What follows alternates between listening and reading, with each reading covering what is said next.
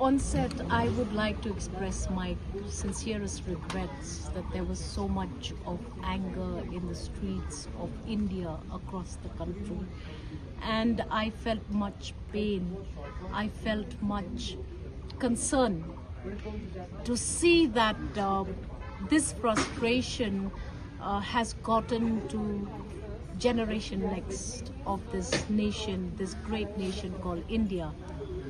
And amidst all the protests, there were various interpretations of law, there were various applications of law.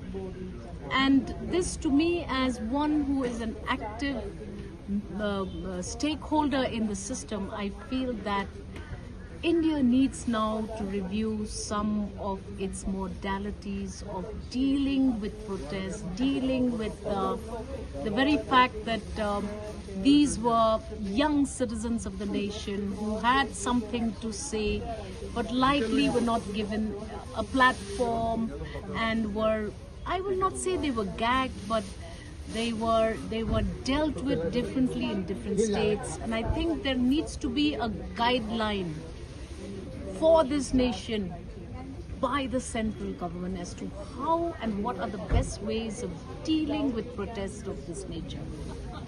At the last, you have seen now that the general feeling of protesters was that somebody needs to be, somebody has to take responsibility.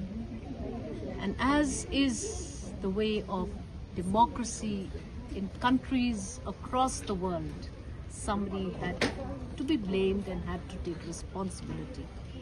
And unfortunately, it fell on the HRD minister, and well, I hope that the government now will sincerely review its evaluation of capacities of institutions, whether independent or state-owned, who conduct these kinds of examinations. These are very important institutions. These are very important examinations. This is life of students at stake.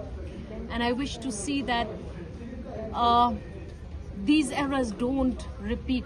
I think over the last few years, these errors kept repeating.